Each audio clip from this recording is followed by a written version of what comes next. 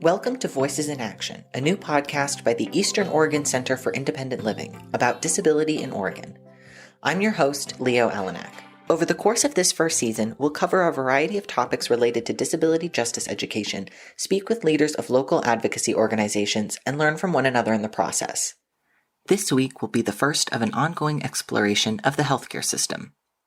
The healthcare system contains many obstacles: ableism, classism, racism, sexism, homophobia, and transphobia. Today, we're going to hear from two transgender individuals about their personal experience advocating for themselves to get the care they need and deserve.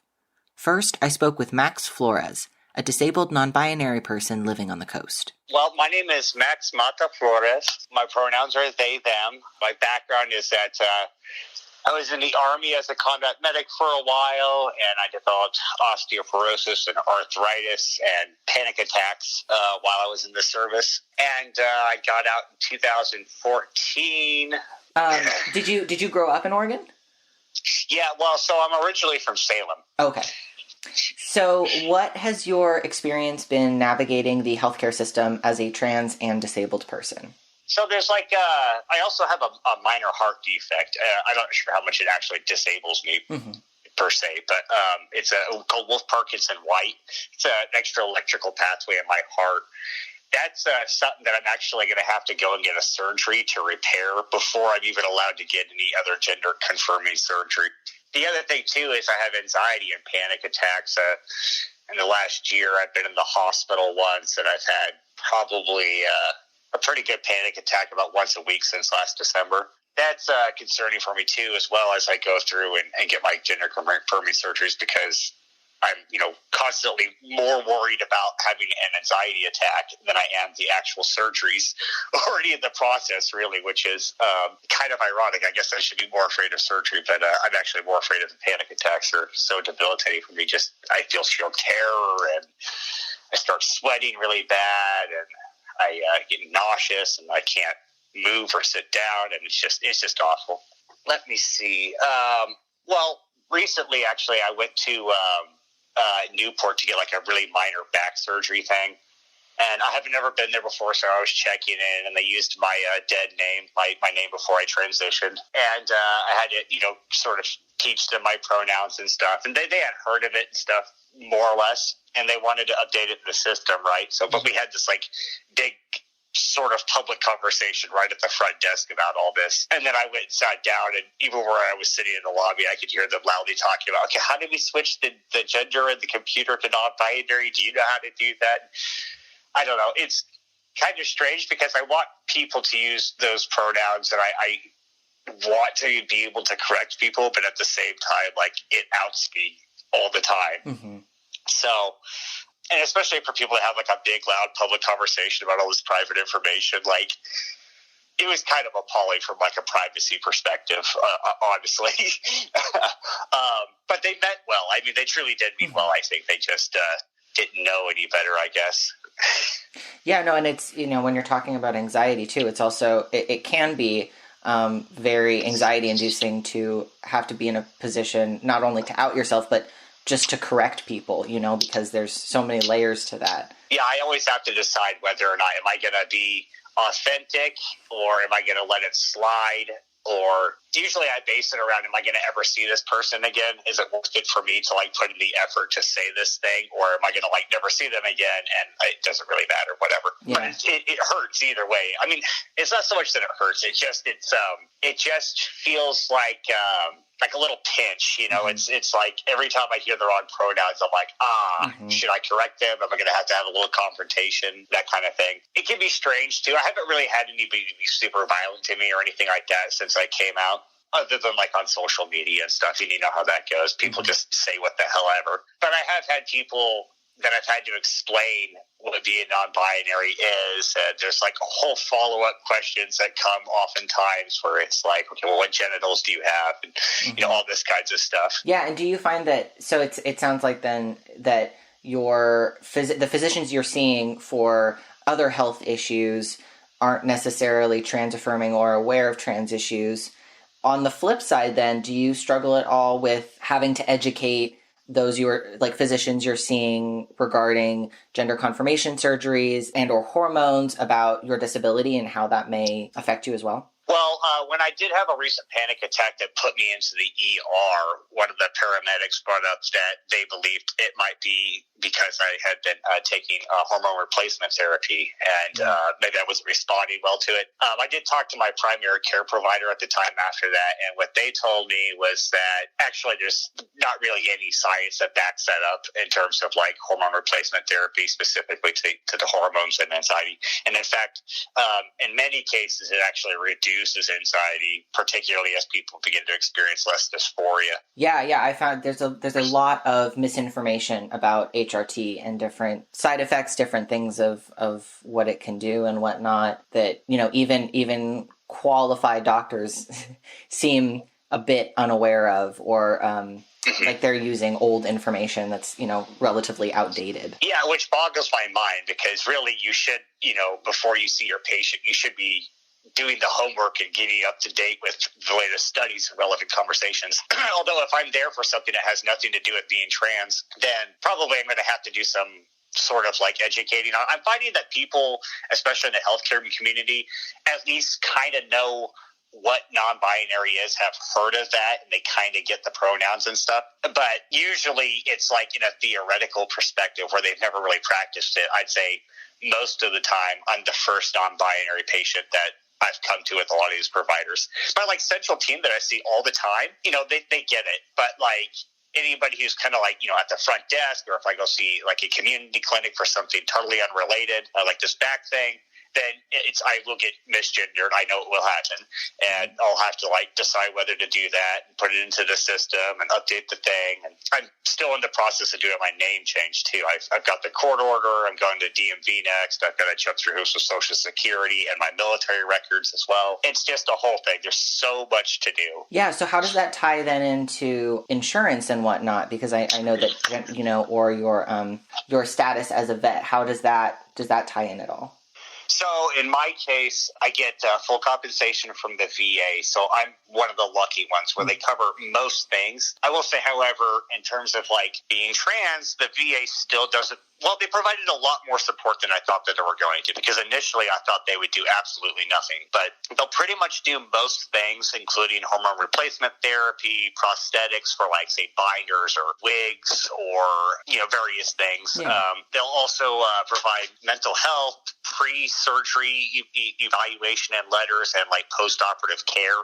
So they'll do almost everything except for the actual surgeries themselves. However, there are not many providers who are really up to date on what the latest VA memo is or the guidance, and I find a lot of times when I'm trying to access services through the VA regarding my transition, they've never done it, they don't know how to use it, and it's kind of well, let's fill out the paperwork and just see what happens. Yeah.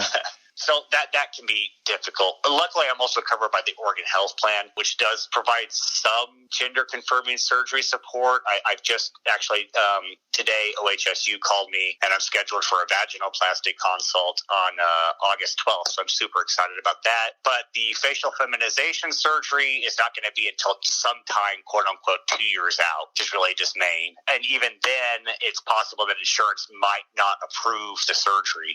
In Oregon, they'll do facial feminization surgery, but it's they really want to drag their feet and not approve it unless they absolutely have to. Right, yeah. Well, and kind of going back to, you spoke about being the first non-binary patient. That's another element too, right? Is that if you are a binary trans person and you are on hormone therapy, and if you've chosen to have surgeries and whatnot, there is ultimately, for some, the goal of being able to pass. But as a non-binary person, that's not something that's really possible given the current way that gender is seen in Western American culture. Right, and in fact, in some ways, passing as binary would actually be dysphoric, because I don't really want people to use she, her pronouns with me. And I don't want the he, him pronouns, because those don't feel right either. Yeah. I like also the ambiguity. One of the things I like about the they, them pronouns is it sort of allows people around me to sort of make up their own minds about what gender they perceive on me, which is not ideal, but I prefer that to just having somebody decide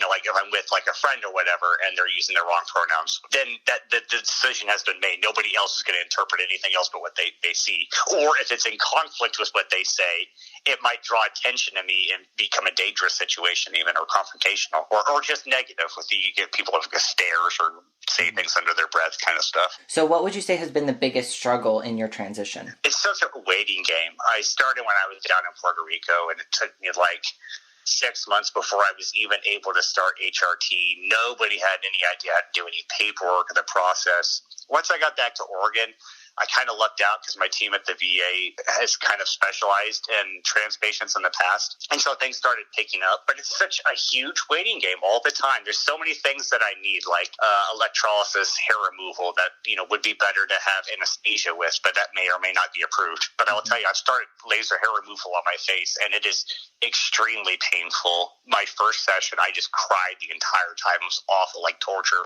But at the same time, I remember thinking, like, I have to do this. I have to get through this no matter how much it hurts. They don't fully understand it. Everything takes so long. There's so many hoops to jump through and paperwork processes. And honestly, if I wasn't good at research and self-advocacy, I would not even be where I am now. A lot of what I've accomplished is just me going on Google hour after hour after hour trying to learn about things, how to navigate the system and how to navigate insurance agencies and what doctors are looking for, and like WPATH requirements and like all this stuff that really a patient shouldn't have to be an expert in it. If it was anything else, if it was diabetes, nobody would expect me to be this kind of expert. But in my case, I really have no choice, because if I don't, nothing will happen. If I'm not behind the ball pushing it personally, nothing happens. I will say over time, I have had healthcare providers that have been very supportive, but a lot of them have changed jobs. The primary care provider I had when I first got to Portland, they were really amazing, but then they moved back to the East Coast to be with family. And, I like the doctor I have now as well, but it's just not the same. So that's the hard thing too, is there's all this information that I have to communicate about who I am and what my transition goals are, and build a rapport and get people to kind of understand me. And then just like high attrition in the healthcare community, so I'm constantly having to re-explain or whatever. Yeah. So was it difficult finding a gender-affirming physician in your area? Yeah, so in my case, actually, my gender-affirming people are all in Portland, and I live out by Lincoln City. That's like about 2 hours away from where I'm at, actually. So, I mean, out here, it would be almost impossible. There is a doctor I'm aware of down in like Newport that's been recommended by some of the members of the community, but I'm not sure they're inside my insurance program, and they don't actually do surgeries. They do, I think, mostly some sort of other care. I forget what, like hormone replacement therapy or something like that. I will say too, like even though it's far away, even in Portland, there's not many resources.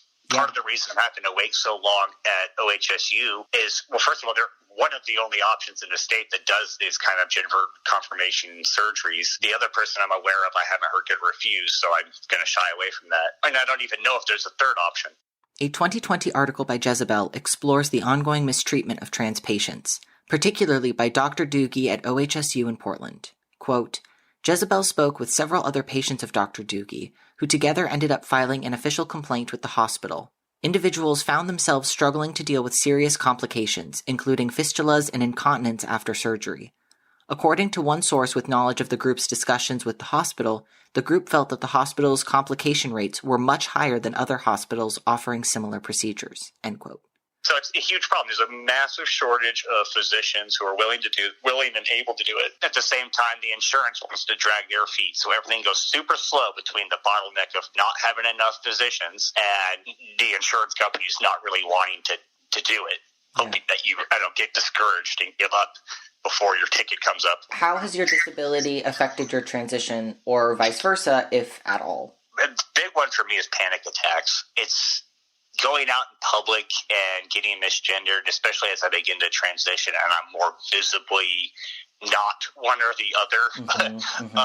It draws more attention, and I'm constantly on my guard and aware of it. I get panic attacks or at least high levels of anxiety every time I go shopping at Safeway, for example, or if I have to leave my house at all. Sometimes my anxiety is so bad I don't even want to go out and check the mail. The mask mandate, it's kind of been interesting because I've been able to hide my face behind my mask for most of the early part of my transition, and I'm pretty dysphoric about my face. So it's actually been kind of almost refreshing, except for then I open my mouth and my voice immediately gives me away. So that's a whole other layer of stuff. It's scary. I'm anxious and terrified all the time. I don't expect the worst, but I'm looking out for it. I see it all the time. Even here in Oregon, people are getting murdered. The person Max was referring to was Tay Gully, a black trans woman who was murdered in Portland last year. Police reported it a suicide, even when Gully's family was explicitly told who had killed her. A 2020 report by the Human Rights Campaign found that, quote, since the start of the year, at least 37 transgender and gender nonconforming people have been killed in the U.S. Of those 37 victims, 22 were black and 7 were Latinx. 25 were black or Latinx women. Since January of 2013, HRC has documented more than 200 transgender and gender nonconforming people who were victims of fatal violence. 2/3 of these known victims have been black women, end quote. An article posted by realchangenews.org on June 23, 2021 gave updated numbers. Quote, in the first 25 weeks of 2021, there have already been 29 or more gender variant and trans people killed in the U.S. and Puerto Rico. That's a rate of more than one person killed each week among a group of people who make up about 0.6% of the population. In 2020, 44 gender variant and trans people were killed, according to HRC. At that time, it was the worst year on record. If the rate of murder stays the same in 2021, by the end of the year, 2021 will beat this record by at least 14 additional people. Since we began compiling this list as a Pride Month memorial of those we have lost, several additional people were killed. The most recent loss is that of E.J. Boykin, a 23-year-old transgender black man who was shot and killed in Virginia on June 14th. Horrible. Things like that are always in my mind. I have got to prepare to be protected from that, but I'm not really a violent person despite my military background. So, what am I going to do, really, except for I have to walk through the world knowing it's dangerous and yet still try to be myself, because the only other alternative is that I give up and I don't live my life for me and I spend the rest of my life in the closet, which is even more unbearable. What's something you wish more healthcare providers did or knew? Well, the big one, I would just go back to the conversation about the front desk, have conversations quietly. Don't alert the entire lobby of something like this.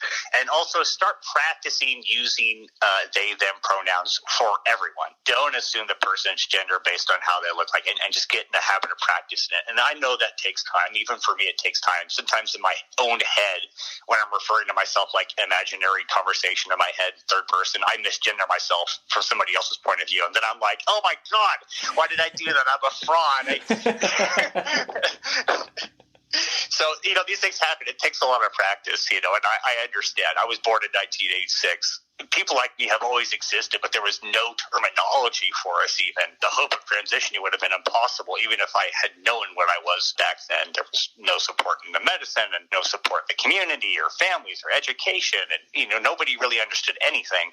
So we've come a long way, but we can make some major improvements. Yeah, for sure. So kind of to wrap up then, are there any personal stories that you would like listeners to know, or any last thoughts that you'd like to share? I have had a couple times negative experiences. I take PrEP for HIV prevention, Descovy, and I have had a couple times where check-in nurses have been going over my meds and asking me why I'm taking this, and you maybe shouldn't be taking it, trying to get me to have to justify, even though they have nothing to do with that clinic. And that has been difficult. I would just say when it comes to things like that, people need to be more aware that the trans community in general is just at higher risk. And so I think we should be protecting ourselves. That's why I take it. So hopefully, in the future, I don't have to be so defensive or to try to build an argument to get what I, am needing for my transition or for my own safety and health, things like that. And that could probably go for just in general, not necessarily just for taking PrEP, but really anything. People, I suspect, probably get challenged on why are you transitioning? You're so this or that, whatever, or asking really inappropriate questions too about unless they need to know for some sort of medical reason, what kind of genitals do you have? Or even especially for non-binary people, don't ask us what gender we were assigned at birth. We don't want to tell you. We don't want you to know, because the second we tell you that, you will no longer see us as non-binary. You will only ever see us as that thing which is not who we are. I think it's definitely really hard to be open, but silence is the enemy in these cases. The reason things are so oppressive for us, part of it, aside from being marginalized, is that we can be forced into the closet. You can be silenced. And we only make the world better by being visible, despite the risks that come with it. Next, I spoke with Alex Sylvester, a non-binary trans woman living in Southern Oregon. My name is Alex Sylvester. I like a she, her pronoun, and I am the Assistant Director for Equity and Access at Southern Oregon University. And I am, for the purposes of what we're talking about today, I'm a trans woman, and I would say I identify as a non-binary trans woman, and that's sort of a contradiction that I delight in. And then regarding other identity things, as they are or aren't relevant, I am white, I am 30, I'm polyamorous, which there's some interesting conversation about polyamory and transness happening at the same time in healthcare. So I hope we get into some of that today. I identify as able-bodied. I would say that disability justice is a lens in which I am still growing. And so I hope that we can have candid conversation about some of those things today. So what kind of work do you do with So Healthy? Yeah, so I'm on the LGBTQ plus work group for So Healthy, and I'm also on the policy committee, which are two separate committees.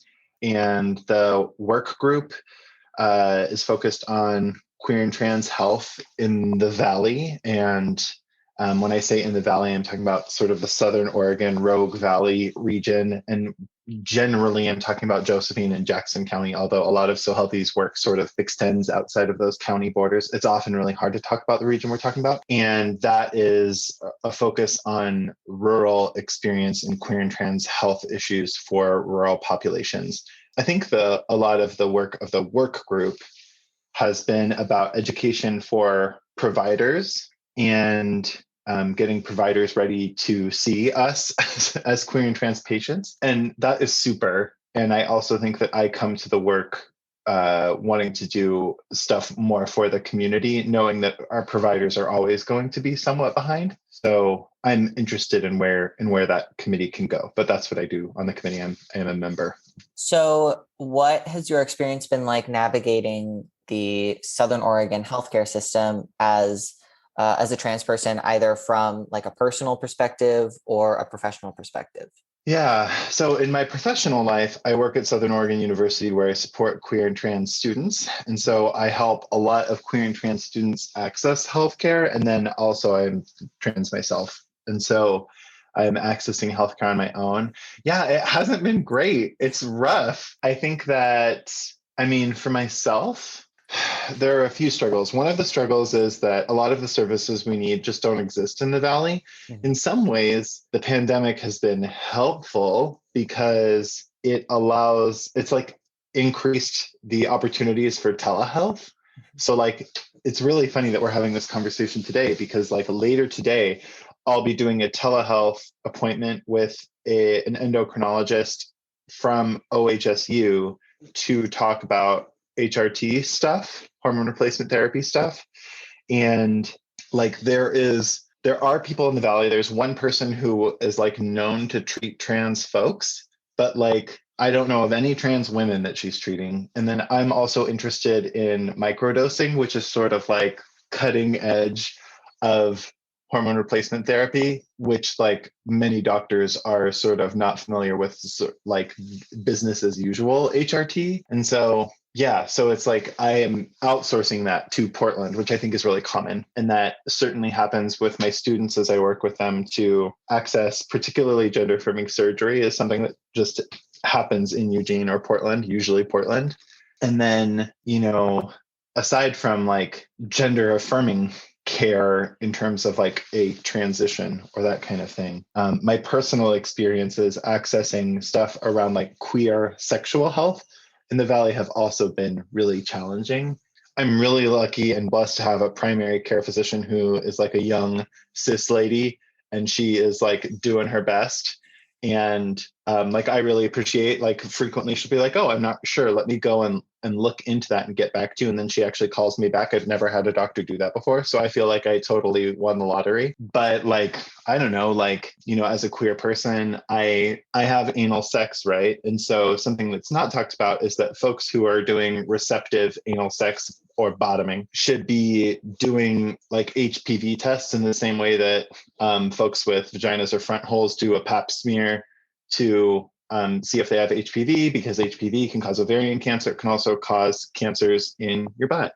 And so it's good to get that area swabbed if you're like doing receptive bottoming, right? So I went to go and see the proctologist, which is a butt doctor, who does queer and trans stuff in the Valley. He's in Grants Pass, which is an hour from me. And I went to see him and had like a violently homophobic and transphobic experience. I mean, violence happens on a scale, right? So like nobody called me a slur. And like I got there and I was like fully thinking I was going there to do this swab, right? And he was like, oh, well, we're not going to be doing that today. And I was like, well, why? Like that's what my doctor sent me here to do, because I want to do the swab to know if I have HPV, because you don't always have like polyps or, you know, genital warts. Like you can be asymptomatic and have HPV, which is good for you to know if that's the case. And he was, in my opinion, this super condescending prick of a doctor was like, oh, you know, we're not going to do a swab today. One, because I don't have any in the building, but two, because all that would do is tell you whether or not you're positive, and all that would lead us to do would be to like have you come in more often. And in my head, I'm like, well, it would also lead me to like have conversations with like future partners about that status. Like there's actually a lot of reasons why I would want to know that. But at this point, like I had kind of said these things to him so many times and I was just kind of worn down, and I was like, okay, so I was like, fine, we'll just do the exam, right? Which is like him putting a scope in me. And like through this whole experience, he's like misgendering me. Things feel very tense and weird. And then this is kind of like the like traumatizing, content warning, like medical care for trans people. So he puts the scope in me and so when a doctor is putting a scope inside of you, there are things that I think are totally appropriate for them to say. Here is one of them that I think would be appropriate. I'm about to put in the scope. It might be a little bit cold. I apologize if it's uncomfortable. That totally fine, right? This man just like goes to put the scope in me and just says, I'm sorry. And then I bent over a desk with this man and a scope in my butt. And like, I turn around and say, yeah, if I wasn't used to things going in there, we probably wouldn't be in this situation, right? Like he's like apologizing that something is like entering me, and maybe he was just apologizing about the discomfort because it is a very clinical and weird experience, but like it didn't feel that way, especially with the lead in. And I was like, there's nothing bad about anal sex, like that's why we're here. I don't feel bad about this, you know what I mean? It was really, really tough. And this is the man who is known to he treats, particularly, I think his focus very obviously is on treating queer men who have HPV in the Valley. And I just feel so bad for them that this is like the gentleman who people refer to. And I wouldn't recommend him to a friend. 0 out of 5 stars for me. So that experience, I think, is indicative. There's resource scarcity. And then when there is a resource, we can never know if it's going to be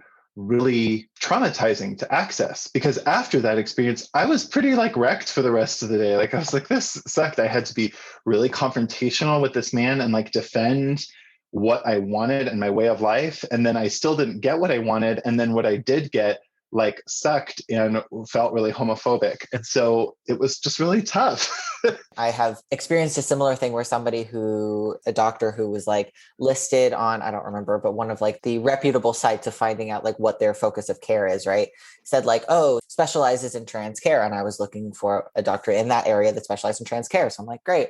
I show up and she's like, oh, you're my first trans patient. And I'm like, okay, so you don't specialize in trans care then, because if you've never treated a trans patient before, like, and that was a whole other thing, right? Because, you know, as nice as she was, that my entire job is to educate her. And so it is kind of interesting. Like, I don't know how certain doctors get certain reputations when it's like, okay, so they're not, what is this disconnect here, right? Like if they are the doctor, but they are homophobic, transphobic, just not great. Like why I'm not sure how that kind of disconnect happens, because then it creates problems of like, because to your point about there's different levels of violence, right? You want to avoid the violently transphobic doctors. And so you're relying on the ones that have been recommended. But if you can't even trust that, where are you supposed to go? Well, and this really gets at, since I have moved to the Valley, I moved to the Valley 2 years ago. So it's been a wild freaking ride because I was here for like 7 months and then it was a global pandemic and everything's been really weird. But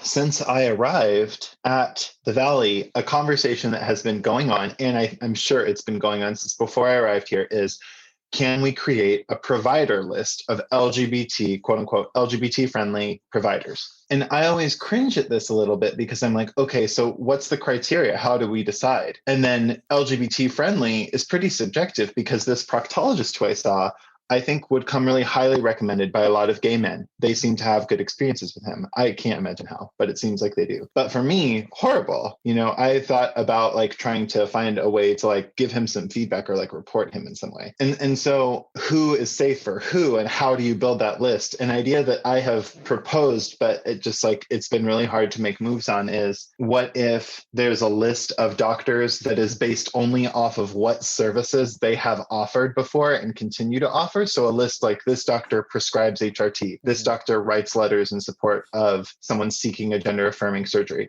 This person does top surgeries. This person does bottom surgeries, right? And there's still flaws in that, but it's really tough because how do we make a list when, for all the reasons that you and I talked about at the beginning of this, right, intersections of identity, what's safe for me as a white trans person may be really unsafe for somebody as a Black trans person, because we know that Black people's experiences in the medical system on the whole are incredibly violent and exclusionary, and often like a denial of essential care based off of perception of how much a Black person should suffer from, usually from a white doctor. And so how do we go about making the list? It just becomes really challenging. And the list is sort of just an example of exactly what you're talking about. We rely on referring each other. I know someone who knows someone who had a good experience at this proctologist, you should go. And even then, it's just guesswork. So I don't know what harm reduction looks like in medical care, particularly in rural areas that are really resource scarce. I was wondering then, because you mentioned this earlier, if you wanted to talk then at all about also just the struggle in finding a healthcare provider who is affirming about being polyamorous. Yeah, it's wild. Because even like, the progressive medical care provider that most people immediately think of is Planned Parenthood, right? So I actually haven't been to Planned Parenthood in the Valley. And I think let's demystify Planned Parenthood a little bit, right? Planned Parenthood is not like this national organization where everything is the same. From Planned Parenthood to Planned Parenthood really varies a lot regionally and even within one state. And so there's Planned Parenthood sort of Southern Oregon, and then there's Planned Parenthood of other places. And it's kind of based on like the districts of Planned Parenthood are based on a lot of things. It's very complicated. But a lot of times when people are thinking of progressive healthcare, they think of Planned Parenthood. And I have been to multiple Planned Parenthoods in different states where it's like I get there and the people don't. So like you're going for STI testing, let's say sexually transmitted infection testing. So obviously there's going to be a questionnaire about like your sexual practices and your partners, because the doctor is trying to discern what they should test you for and how they should test you. Hopefully, if they're a good doctor, they're trying to discern those things. And so it gets really challenging because like a lot of times they'll ask for some information about those partners because they're trying to collect demographic information or, around queer sex. Sometimes there are grants that fund different types of testing or treatment. And so they're trying to determine if you're queer so they can apply that funding to you in some cases. And I have had an experience of being like, yeah, I'm going to need another copy of this form because all of my partners don't fit on the form. Like I've had an experience like at my primary care doctor, which is not, I go to Rogue Community Health, would recommend, love it, love my doctor. She's a delight and a treasure. But during my first visit with her, where we're kind of going through my sexual history so she can understand, first we're spending a little time talking about my gender, and she's pretty savvy, as doctors go, but so there's first a time talking about me and explaining what's up with me. And then she's like, okay, so and I told her I'm polyamorous. So she's like, oh, how many partners do you have? And at that time I was like 3. And she was like, okay, and in the last, however, block of time, have you had sex with, men, women, whatever? And she kind of goes through a list. That's often the format of these questionnaires. And I'm like, so there's a gender thing happening and a polyamory thing happening, right? Because all my partners are trans.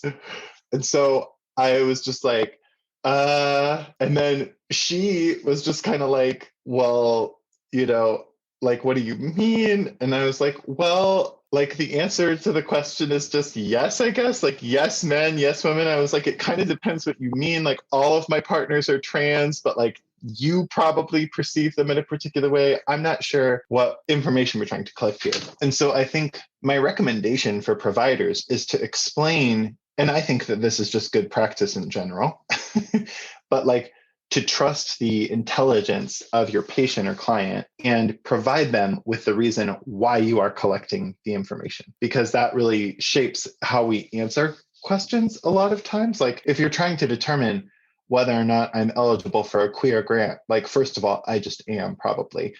But second of all, like I may provide that information to you in a different way than I would if you just like want to know what is factually true about how my partners call themselves and their body parts. And I also think it's hard because sometimes in the medical field, there's a tendency to be like, oh, if we are relying on the language of kind of referring to bodies in the most medical way, then that is the way to get the information the best. And that leads people to ask questions like, have you had contact with a penis in the last however amount of time? And that is tough because I am with trans guys who like their front hole and the way that configuration works, like we refer to that as their dick. It is their dick. We're not referring to it that way. That is just like what it is. And so when a doctor is like, have you had contact with a penis? I'm like, I think we should probably talk about this a different way, because the answer is like, yes, but the answer is no, not in that way. But like the answer is yes.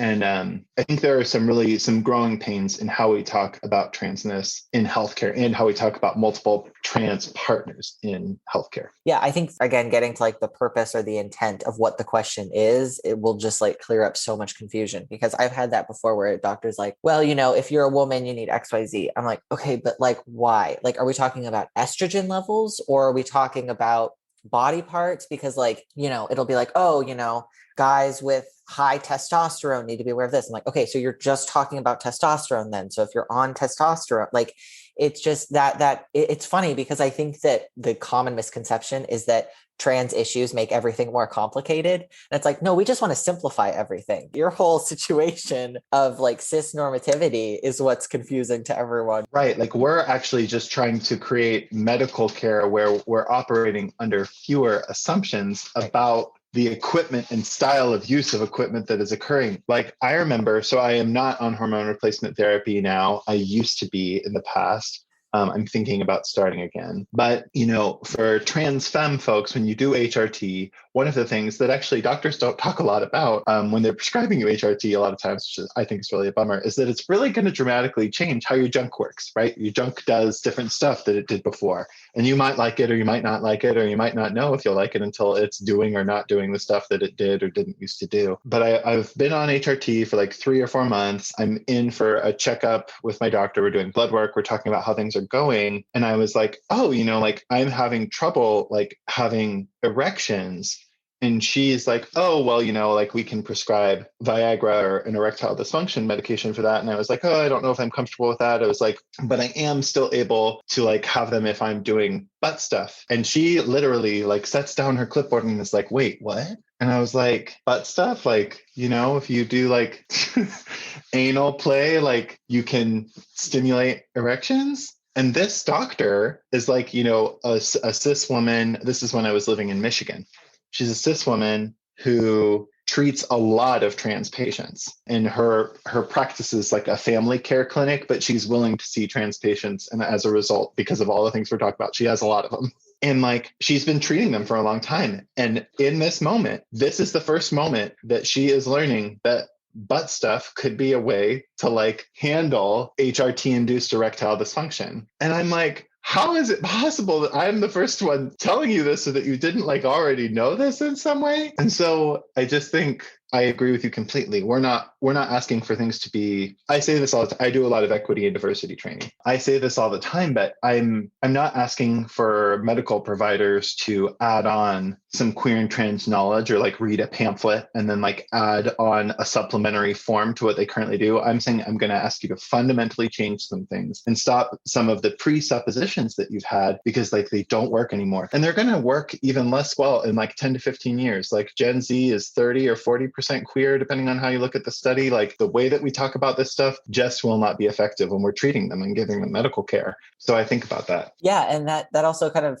reminds me of how, kind of back to the earlier point about how we kind of create a network of practitioners. You have to advocate for yourself within the healthcare system, and you learn about that from other trans people. It's like I learn more about what, like the different things that HRT could do to me, the different ways that, top surgery could affect me, and all of this stuff from other trans people. I'm not like, qualified doctors don't know anything, but other trans people are like, I basically have a medical degree at this point. Like I can tell you everything. Right. We're fully out here crowdsourcing our healthcare on Reddit. Yeah. And that is like upsetting and disturbing. Like one of my partners is, I don't know how they would call themselves, but they're trans and they're doing trans mask HRT to simplify a more complicated way that we could talk about stuff. And for listeners who don't know, trans Reddit discourse has a really particular flavor a lot of times.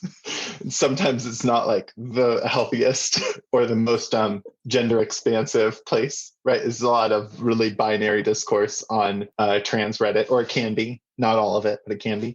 And so I have a partner who refers to trans guys on Reddit threads that they're a part of as the boys. And sometimes this partner will be like, oh, I've got to go and ask the boys about this.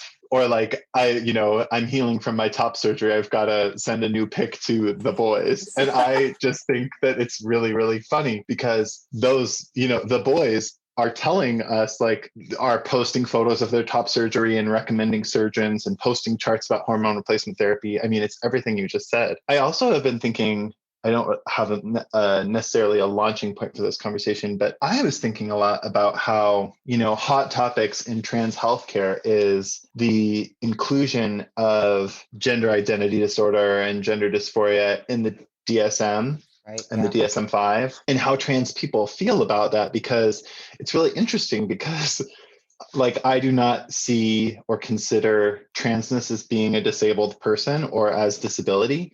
And we're in there, you know what I mean? Like we are in the book with other things that are considered disabilities.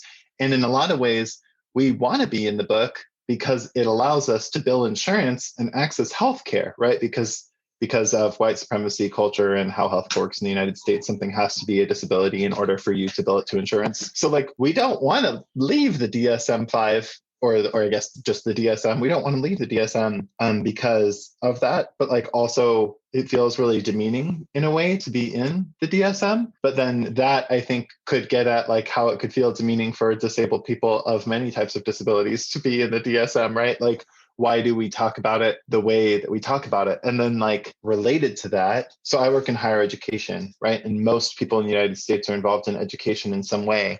So if you're in K-12 education, which I've also been a high school teacher, and you're a person with a disability, whether that is neurodivergence or physical disability, you probably have an IEP, an individual education plan. And that plan is written with the coordinator of your school who coordinates IEPs and your parent and the student. And it often has accommodation in it, like extended time for testing, et cetera, et cetera. And it's usually grounded in a diagnosis from a doctor. That is what's required for an IEP. And then as people transition into higher education or college, if they're attending, then they can continue to receive those accommodations, usually through some sort of disability resource office. So I have, and I think this is a really interesting thing that gets at everything we're talking about, I have in my job advocated for students to receive accommodations in class based around their diagnosis for gender identity disorder or gender dysphoria. So I had a student, trans woman, who was in a Spanish class And one of their assigned tasks was to post videos of themselves speaking, which was really upsetting for her because you had to listen to the playback. And she felt a lot of dysphoria about her voice. And so I worked with our disability resource office to get her an accommodation to not have to turn in those assignments because it was causing a flare up of her medical diagnosis of gender identity disorder or gender dysphoria. I don't remember how we filed it. And so there's this constant tension for me of how we think of transness and how we have to think of it to get people stuff that they need today, because how I want us to be thinking about it and talking about it isn't realistic for getting the resources that people need in the system as it exists. And I find that really challenging. I think that's a fantastic connection you brought up. So it's kind of twofold. I am a big advocator of working outside of the system as kind of an all-encompassing term, especially when we're talking about the government, which is based in white supremacy, colonization, and overall many different modes of violence. But in cases like this, malicious compliance is your best friend, right? You have to trick the system with itself. And I have seen the discourse you're talking about trans people saying, well, we shouldn't be listed as a mental illness because we're not. And personally, I just don't think it's a super productive conversation to have because it doesn't get at the root of the problem, which is ableism. Therefore, we shouldn't try to legitimize a system that demands diagnosis by spending time debating it. I do understand the genuine invalidation of, my transness isn't something that's wrong with my brain. But then again, that's also a very diminishing way to look at mental illness as a whole, right? It's absolutely tied into ableism. So as someone who is both trans and disabled and has only been able to get help with the issues I have by being recognized as real through diagnoses, I was like, I don't really care if I'm in the DSM. Jot my name down, I'll join the club. But back to your example, I think what you did is a great way to circumvent the system by throwing its own ridiculous setup back in its face. It helps students get accessibility in education, which is crucial because academia is already inaccessible in a large variety of ways. We have to find loopholes to create room for ourselves because the system isn't designed and never will be to let us in. I want to be able to exist safely, so I'll exploit whatever I have to in order to protect myself. And so I go back to malicious compliance, which is useful in so many ways to say, okay, how can we beat the system with the system?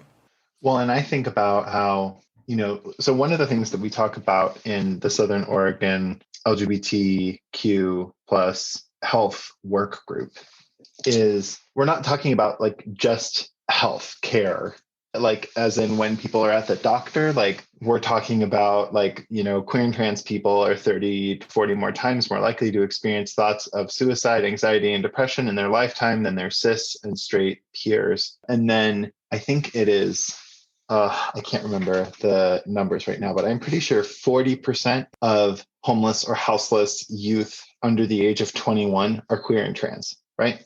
And so those are like public health outcome related things. And I think as we're changing about talking about mental health more in terms of ability, disability, and public health, I have a hard time because, and this is true of disability on the whole, right, is that it's not actually really that anything is wrong with any of these folks. It's that the system isn't built for these folks. And so it excludes us, and that makes us sad and want to kill ourselves sometimes. And so it's like suicide is a public health crisis. And it's not because trans people or queer people are just like inherently sad, right? Like people are making us sad. And so how do you tackle that as like a public health issue? Because obviously I want to address suicide, but suicide is like a symptom of this larger cultural context. But then like that cultural work feels sometimes really out of reach too. So like how should a group like the So Healthy LGBTQ plus work group function, knowing that like, so is our mission to just like end homophobia so that people want to kill themselves less? I don't think that's actually a bad goal, but it feels pretty big, right? Like it's not very specific. But then if we're only targeting suicide response, like sure, we might be helping people in crisis, but we're not really like addressing the larger problem. It doesn't always feel like. So how do we do this work feels like an intimidating question. Have you heard of the social model of disability? That's basically what you were referring to, where it's like the conditions of disability are due to the ableist society in which we live, right? Like somebody used a really good comparison of glasses. Like nobody sees having poor eyesight as a disability because it's normalized and it's very easy, again, ignoring insurance issues to get glasses. And so it's like, great, there you go. That's something that a lot of people have that is very normalized. And so it's not seen as a disability. Digging deeper, in the book Capitalism and Disability, Marta Russell explains how capitalism as an economic system created the concept of disability. Quote, having a disability is conventionally regarded as a personal tragedy which the individual must overcome, or as a medical problem to which the individual must become adjusted. In 1976, however, the Union of the Physically Impaired Against Segregation in Britain made a significant advance when it pointed out that, quote, disability is something imposed on top of our impairments by the way we are unnecessarily isolated and excluded from full participation in society, end quote. Among those concerned with disability, it soon became common ground that it is society which disables persons with impairments. This social model of disability necessitates a rethinking of prevalent definitions, leaving aside biological or physical anthropological definitions of disability, which make it appear that impaired persons are naturally, and therefore justifiably excluded from the labor force. Even mainstream definitions have serious shortcomings. The World Health Organization, WHO, for instance, defines impairment, the condition of being deaf or blind or having impaired mobility or being otherwise impaired, as the physiological problem, disability as restricted functions or activities resulting from an impairment, and handicap as the, quote, disadvantage resulting from the impairment or disability that limits or prevents the fulfillment of a role, end quote. This terminology has been criticized by social model theorists of disability because it relies primarily on medical definitions and uses a biophysiological definition of normality. Further, the environment within which this disadvantage is located, quote, is represented as neutral, and any negative consequences of this approach for the person with an impairment are regarded as inevitable or acceptable rather than as disabling barriers, end quote. Reconceptualizing disability as an outcome of the political economy, however, also requires acknowledging the limitations of the minority model of disability, which views it as the product of a disabling social and architectural environment. In this view, the fundamental source of the problems encountered by disabled persons is prejudicial or discriminatory attitudes, implying that by erasing mistaken attitudes, society will accept difference and equality will flourish. This approach diverts attention from the mode of production and the concrete social relations that produce the disabling barriers, exclusion, and inequalities facing disabled persons. In contrast, we take the view that disability is a socially created category derived from labor relations, a product of the exploitative economic structure of capitalist society, one which creates and then oppresses the so-called disabled body as one of the conditions that allow the capitalist class to accumulate wealth. Seen in this light, disability is an aspect of the central contradiction of capitalism, and disability politics that do not accept this are, at best, fundamentally flawed strategies of reform, or, worse, forms of bourgeois ideology that prevent this from being seen, end quote. One could similarly compare how the concept of transgender people as outsiders or medical anomalies is based in the history of Western colonization. As prior to the Europeans' mass genocide and religious conversion of indigenous peoples around the world, many cultures had multiple genders and defined gender in different ways than a simple binary of man or woman. It was only in the creation of our current violent system that certain communities were marginalized and made outsiders. This also applies to the medical violence often inflicted upon intersex people without their consent, to force their bodies to fit our binary creation of gender.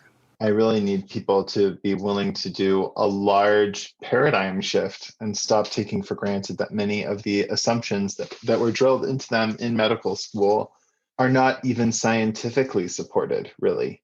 Many of the binaries about bodies and gender that we have are entirely constructions of our current cultural moment. There's a lot of good books I could recommend on that topic. Yeah, I just need people to really be willing to change it up. And I think that's the biggest barrier to healthcare, even though it sounds abstract. Yeah, so that kind of ties in then to the last question of, what's something you wish more healthcare providers did or knew? I wish more healthcare providers would be willing to not know the answer. So this experience that I talked about with this proctologist, right? He was educating me when in fact, he was just wrong.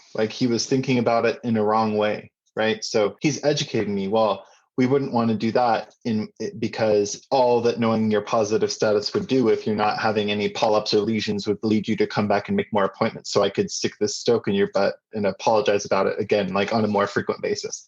That was his thesis. Whereas if he had said, it seems like you are really anxious about this, like, why do you feel so strongly about getting the swab? I would have told him it's really important to me to know my status so that I can inform other partners about it when I'm doing receptive anal, and because knowing my status on this will affect how I pursue healthcare, and I'm probably going to move a lot in my life, and so I won't always be able to see you, and like, this is information that I just need to know. And then at that point I might have said, can you tell me more about why you would or wouldn't want to do a swab, right? So like, him not assuming that he knows about me, but also assuming, and I think this is tough because doctors are taught that they know all the information about their specialty, but especially around sexual health and trans care, it's just not true. Being willing to learn from and with a patient, or at least to approach a patient in that way, is like what I would like doctors to do and what I would ask for more than anything. Yeah, and I know you mentioned books that you, or books or articles. If you have any that you want to recommend, then I would love to include that so people know where to kind of check those out. Yes, I do. I think that every mental health care professional, in order to ethically treat queer and trans people, should read Polysecure. It's a really new book. It came out in 2020 about ethical non-monogamy and polyamory from the perspective of attachment styles, which many therapists are already like about, but there's not a lot of information about how to do that outside of monogamy. And I think when we're talking about queer and trans people, many of us are polyamorous. And so I think that people should just be reading that book. It's a great book. I also think just queer and trans people should be reading that book. I think people would treat each other better. I think that everyone should read Janet Mock's autobiography. It's called Redefining Realness. It takes her for the first 20 years of her life. Many people think of Janet Mock as a Black trans woman, which is true, but Janet Mock is also Native Hawaiian, and she does a really beautiful job of telling her story, but she also discusses indigeneity and indigenous concepts of gender and how that interacts with white supremacy. And her experience is that of like a pretty binary trans woman, and like, she does such a great job of making room for all the different ways that people can be trans in her book. And so I just really would recommend that people read that. I think that lots of people are talking about Pose right now. If you're not aware, then I'm so sorry and you don't hang out with the right people, but let me share the good news about Pose with you. So Pose is a show that is set originally in the 80s. It kind of moves through time through the seasons. It's about lots of trans women, particularly Black trans, or it's about lots of trans people and particularly Black trans women navigating life in the ball scene of New York. And it's just amazing. The cast includes trans women playing trans women. There are trans women writers on the show, particularly Black trans women writers. There are trans folks doing makeup, trans folks doing the editing.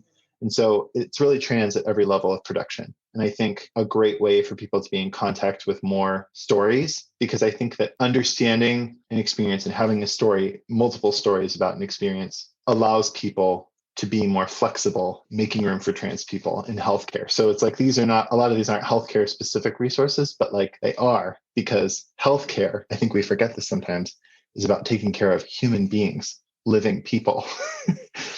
And these people come to us with a variety of experiences.